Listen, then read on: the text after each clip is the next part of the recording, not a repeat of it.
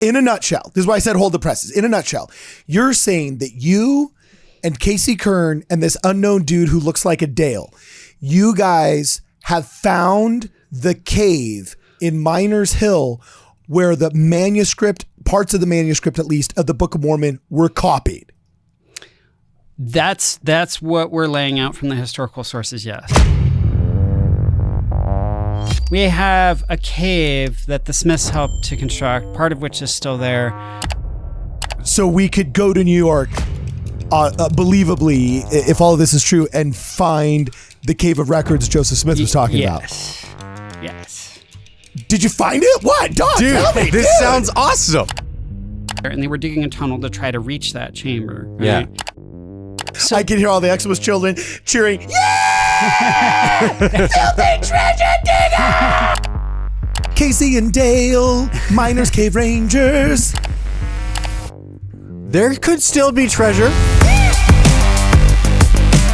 Welcome, ladies and gentlemen, back to Ward Radio. I'm your host, Cardinellis, and today I'm joined in the studio by Brad Whitbeck, as well as Don Bradley, the professor of all things prestigious and polygamist, the historian de rigueur of Ward Radio, and ostensibly the numero uno right now on your bookshelf, author of The Lost 116 Pages, who today is going to talk about some super interesting history of Miners Hill and the Cave of Records. Don Bradley, just take it away. I 100% thought you were going to say the Cave of Wonders. Like, that's where I was going with this. Like, what? This is records. Still awesome. I want to hear what this is. Okay. The wondrous Cave of Records. Go, Don Bradley. All kinds of, we got controversy today. We got, weirdness today. All of it. Okay, so Cave of Records. People have probably heard about this idea of Cave of Records or Cave of Plates, where Joseph Smith and Oliver Cowdery are supposed to have gone after the translation of the Book of Mormon, maybe to return the plates. And in this cave, they see that there are all kinds of ancient Nephite, maybe Jaredite, whatever records there. Mm-hmm. And even that there's a table with maybe the sword of Laban on it. Yeah. And the sword is reforged. So, and Brigham says it has writing on it that says this sword shall never again be sheathed. This is Brigham Young. Brigham Young says some of this, and then there are other people saying these things that there's a kind of lore that builds up around all this. Okay. Now, Brigham remembers that Oliver Cowdery told him something about this, okay? And okay. I will come back to some of the details on this and what might have been going on with this narrative, right? Because we do have this, right? So people say, it was in the... Well, I'll just lay it out now. So... People often say that this cave was in the Hill Cumorah. Now, David Whitmer, one of the three witnesses, he said, when he was asked, is this cave in the Hill Cumorah? He said, no, but very near that place, right? So reportedly, there was a cave in a hill. It wasn't the Hill Cumorah, but it's near there. So we know the Cave of Records has to be in New York then. It would, if there is such a cave, it would have to be right in that area of Palmyra, Manchester, New York. Yes, right near Cumorah. So we could go to New York, believably, if all of this is true, and find the Cave of Records Joseph Smith was talking about. Yes. Did you find it? What? Dog, dude, tell me, this sounds awesome. So, when Brigham says Oliver Cowdery had told him that they'd gone to this Cave of Records, right, I think that Brigham's memory may be exaggerating somewhat, right? So, because what David Whitmer tells is when the angel comes and shows them, brings a table with all the Nephite relics on it, shows them these relics, he says that at the end of that experience, they see the messenger take those relics back to a cave.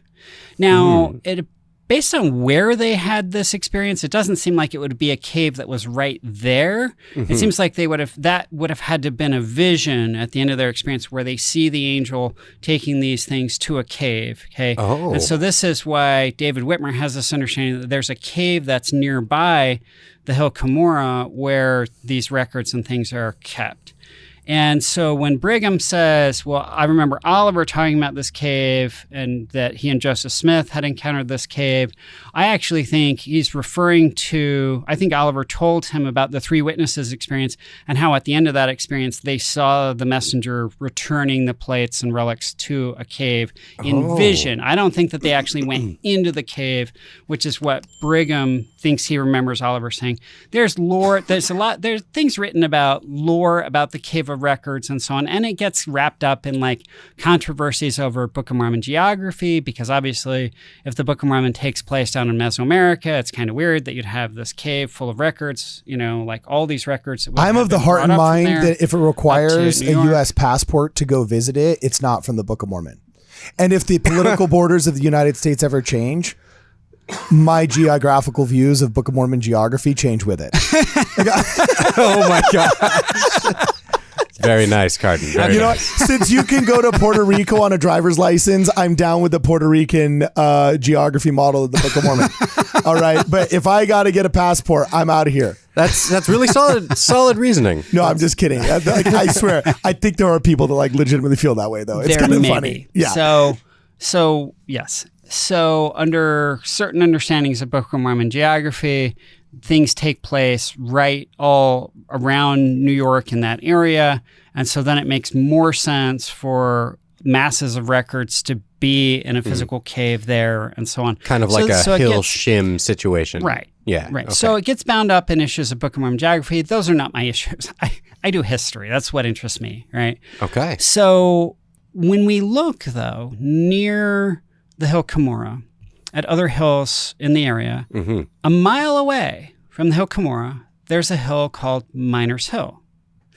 And there are actually quite a few historical records that show that the Smith family in the early 1820s, before Joseph encounters Moroni and the Golden Plates, they are digging with neighbors in that hill. So we have accounts saying Alvin Smith was very involved in this dig, and their neighbors, the Chase family. In like a treasure digging sort of exploit? A treasure digging Interesting. exploit, yeah. And so we're told that seer from miles away, Lumen Walter, is called in by the Chase family, hired to help with that dig and so on. So Joseph Smith Jr. is not like the treasure seer leading this dig, but members of his family are digging as part of this dig. Now, as like hired laborers, I assume, or co-investors, like when you purchased a ship that was going to go out to sea? Maybe. Okay. They're part of the venture. We don't know completely. The venture was financed by one of the Smiths' close neighbors, William Stafford.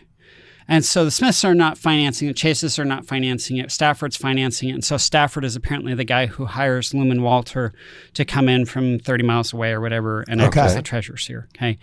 So we're told Alvin Smith digs on it. We're told Joseph Smith Sr. digs on it quite a bit. It appears Joseph Smith Jr. does, but his role in that particular dig doesn't appear to be as prominent. Right? Although there are some later accounts that say that even though Joseph wasn't the seer on that dig, that once he has his seer stone, he looks and he says that there are certain things in that hill, right? Like there's a chamber inside the hill. Yeah. And so there are lots of 19th century accounts about a tunnel, the Smiths and the Chases and others digging a tunnel deep into that hill. Some accounts said 40 feet, some said 100 feet. There's actually evidence from the ground above where you can see where part of the tunnel collapsed, and it is quite long. It wouldn't surprise me if it's like 100 feet that they went. Okay. Wow, okay. This is removing tons of earth. This probably was more than just the Smiths and Chases digging. Probably people were digging for years after them to make the tunnel that long, right? They're looking for hidden treasures. And some people have been skeptical of the accounts. They've looked back and they've been, we don't have accounts of this until years later, like what people say about like Joseph Smith's polygamy, for instance, right? Well, most of the accounts are significantly later. So were the Smiths really involved in this? Well, as a matter of fact, they were. Okay. So indications that we have this. Okay. So I can hear all the Exodus children cheering, "Yeah! Filthy treasure digger!" There are dozens of sources about this. Okay? Whoa, that one really cost me. And Yeah. the sources, okay, that we have include Abner Cole. Now, Abner Cole is not usually smiled upon by Latter-day Saints who know about him because he was a facetious known by another editor name in Palmyra. Obadiah Dogberry writes under this name. There you he go. writes very early 1829, 1830 era like articles in his newspaper about the Book of Mormon, and they are very snide. They're sarcastic, right? Yeah. And so people were like, well, Abner Cole is just trying to make fun of all this. Okay, but here's the thing. Who is Abner Cole relative to the Miners Hill property? He talks about the Miners Hill dig. How would he know? Why should we believe what he says? Let me guess. He's the owner. He's the owner. Wait, really? He's literally the owner of the property at the time the dig is happening. Okay. And he has a brother-in-law. His sister married a guy named Samuel T. Lawrence. Samuel T. Lawrence was part of the local treasure digging group that the Smiths and Chases were part of. Oh. He's one of the people who later, because of that, because treasure diggers would make a deal with each other that, like, if any of us finds a treasure, we all divide it. Yeah. So Yeah, nobody we're gonna goes off on split their up the own. booty. So when Joseph Smith later gets the gold plates, the local treasure diggers are like, you were part of this treasure digging group with us. We're supposed to be sharing that treasure with us. It's gold. We want it. So that's why they're you have... trying to rob it. Rob him. when steal they're it. showing up, seeking So him Lumen out. Walter Yeah. is part of that attempt to steal. Samuel Lawrence is one of the big ringleaders in the attempt to steal. Why? Because they had done treasure digs together, like at Miners Hill. Okay? Abner Cole, that's his brother-in-law. Okay. His brother-in-law, Abner Cole, owns the property, and probably the way they get permission, the treasure digging group gets permission to dig on the property is his brother-in-law is one of the treasure diggers. And so when people are like, well, how would Abner Cole know? Because he owns the property and his brother-in-law is one of the people digging on it, and they probably got his permission through the brother-in-law to do it. Like that's how he would know. Yeah. And he's only writing about this a few years later, so there's every reason to think he would know stuff about it. Every reason, right? And so he writes in his newspaper, he writes about Lumen Walter being brought in for the dig.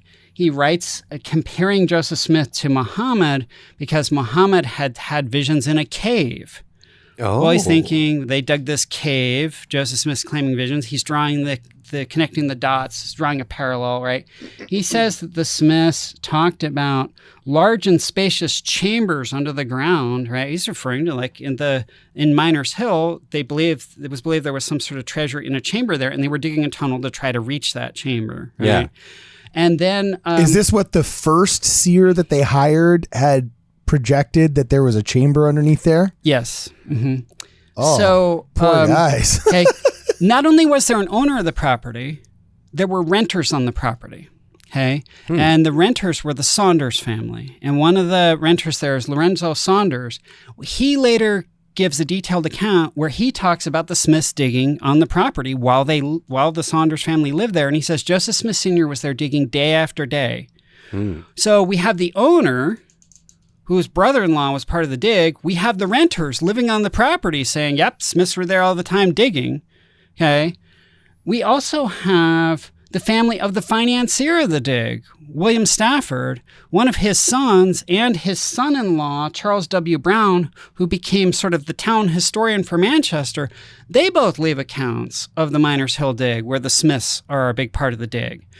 So we've also got Peter Ingersoll, who's part of the local treasure digging group, talking about the Miners Hill dig. So I was like, okay, yes, we've only got, right, like the guy who owned the property, whose brother-in-law was part of the dig, one of the other diggers, the people renting the property, living there at the time who witnessed it, and the financier's family. We've only got them and a bunch of other people saying the Smiths were involved. So, yeah, I don't know. I'd be really skeptical of this, right? Yeah, sounds like a conspiracy to me. So the Smiths were part of this dig, right? Yeah. So they helped dig this big tunnel. The tunnel's there for years and years. There are things in like newspaper about it and so on.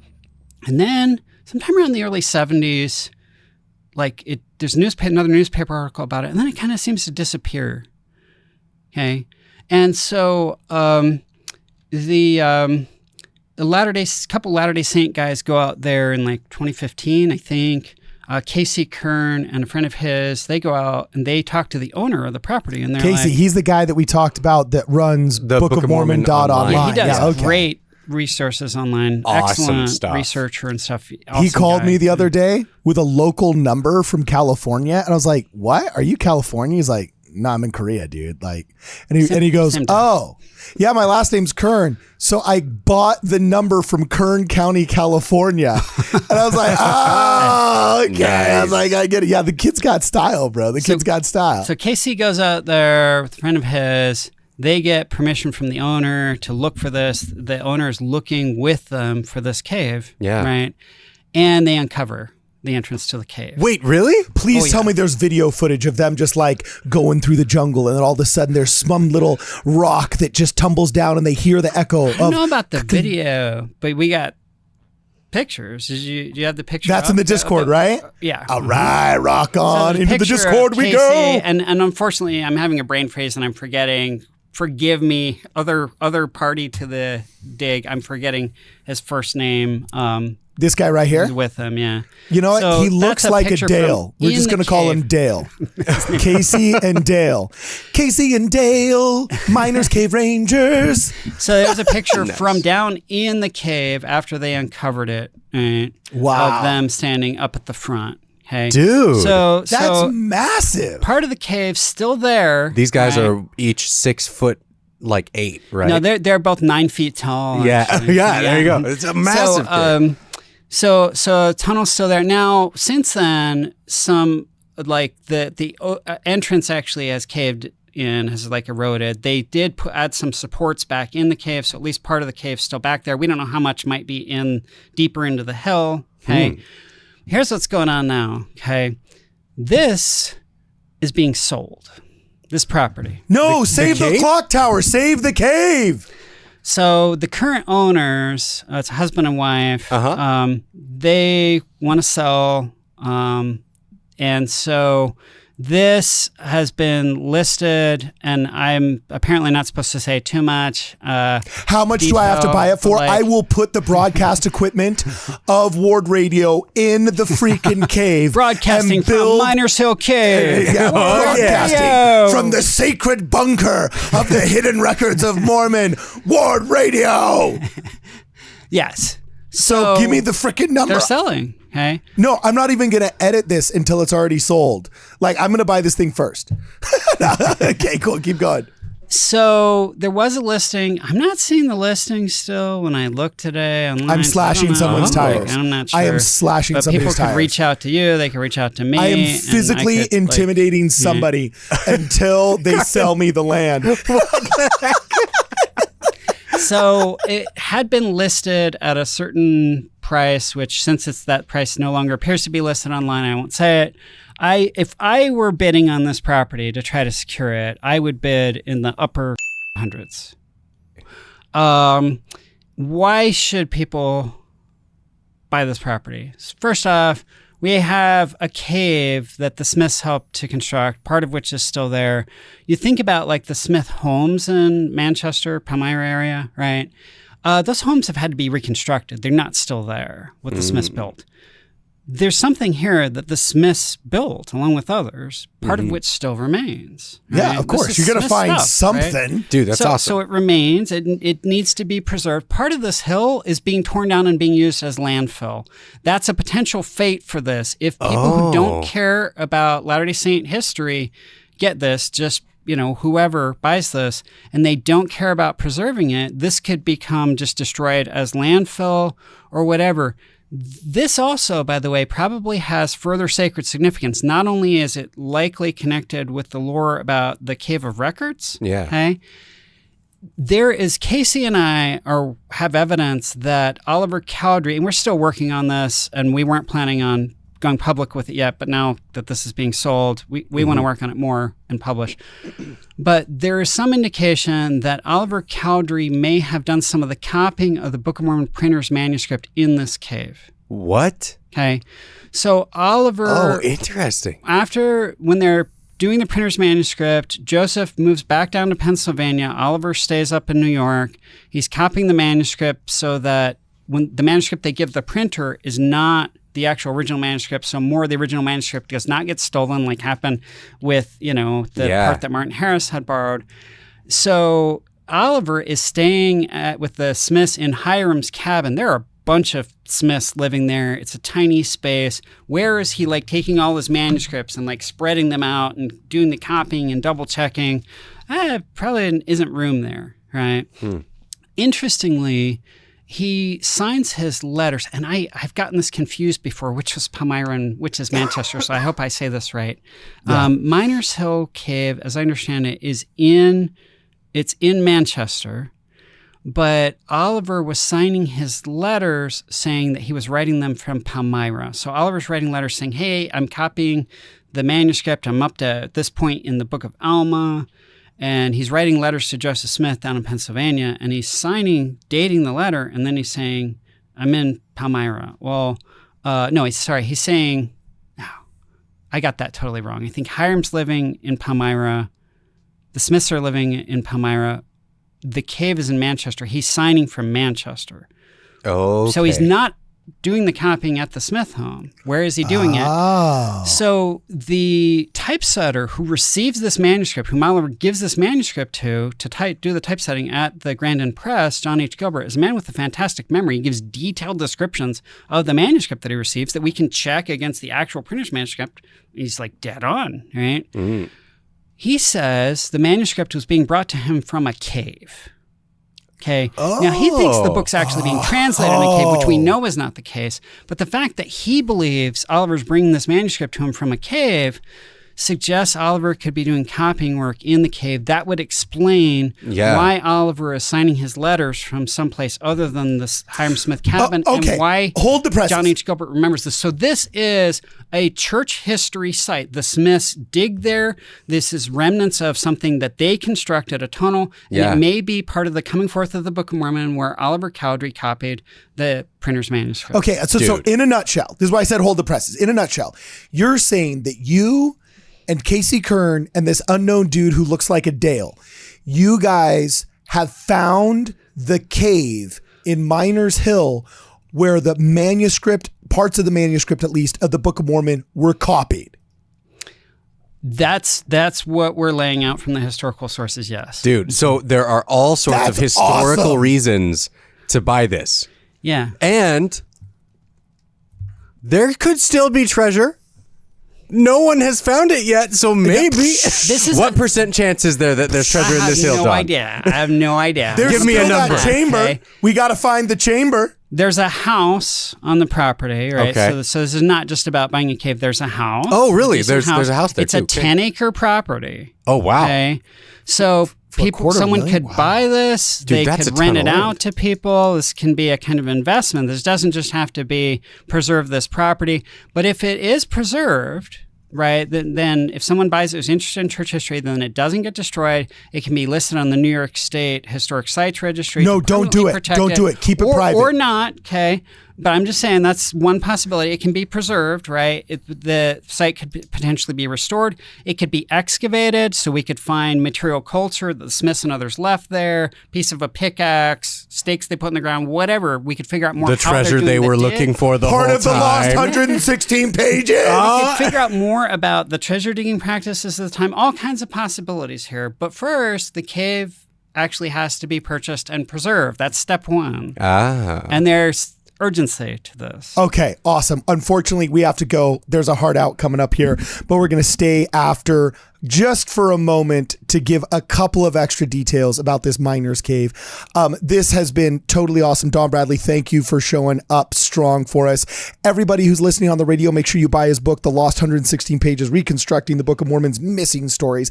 If you're watching us on YouTube or at hometownstation.com, please make sure you check out his book. And as always, for this and more, check us out on wardradio.com. Also, if you want to support this show, you want to support our efforts, please check us out on Venmo at Ward Radio and on the Cash App at Ward Radio. Any contribution you can give us is very welcome. It's been real and it's been fun and it's been real fun. This is AM 1220 KHTS and FM 98.1. We will see you guys in the next program. Whew. Okay. Anything else about this Miners Hill cave that we gotta get out. Are you sure there's not treasure for people to find if they buy this cave? I'm not sure of that. No. There we go. Can we hire a seer? Do you know any seer? What about this chick Tim Ballard? Oh my gosh, Carden. I'm sorry. I actually have nothing but respect for her because everything I've heard was that she did great work with the LAPD and Southern California law enforcement. She was like hired by law enforcement. And yes, like, it wasn't. I'm not dogging on her like the Expos do. Everybody I know says that she is a lovely woman who does not make claims outside of what could be considered legitimate. But that was a funny joke. That was a funny joke. And it had to be done. It had to be done. So anyway. You had no choice. I had no choice. Well, 10 here's acres, the question. Man. It's just blowing my mind what land prices are not in California. Oh, not you in couldn't Utah. get an Andy Gump for $250,000 out here. I'm not kidding you, dude. You couldn't get I don't even know what that means. An Andy Gump, it's like a portable, like, you don't have I've seen Andy Gumps in Utah. What's an Andy Gump? Like a honey pot you guys have like at a construction site, those little like sheds. A porta potty? A porta potty. Yeah. It's like, you literally couldn't get a porta potty here for freaking. You don't have Andy Gumps in Utah? Do you think I just drive past porta potties like analyzing their brand names? Do you have running water? Yes. Electricity? Yes. Like 120 volt? You know? Okay. Like those are all things that you have when you don't use porta potties, Cardi. Yeah, that's true. That's true. Okay, so once, true story. Okay. Absolutely true story. Okay. I was driving with my then young sons, 2 sons. Okay. And I always, like, you see like a rainbow. Yeah. And I'd always tell them about the lore about, like, at the end of the rainbow, there's a pot of gold. But whenever in my life I've actually tried to, like, chase the end of a rainbow, it always recedes from you, right? Yeah. So this one time we're driving by the freeway and I noticed that actually the rainbow seems to end right near the freeway exit. And so I, like, pull off the freeway, right? And, like, the end of the rainbow is not receding. It seems to be right there. And there is something actually under, I swear, hand to God, okay? There really is something under the end of the rainbow, and it is a porta potty that has the name, no kidding, Pot of Gold. Yeah. What? The brand of porta potty is Pot of Gold, okay? So it is true, people. At the end of the rainbow, if you ever find that, and I did, there really is a pot of gold. It's just not the one you were looking for. Unless you really need That's to, funny. Hey, so... watch that be what's in Miners Hill. Now, really, last question. Actually a porta potty. What city, how far is this from any other significant touristic church history site? Oh, this is a mile from the Hill Cumorah. Are you serious? Yeah.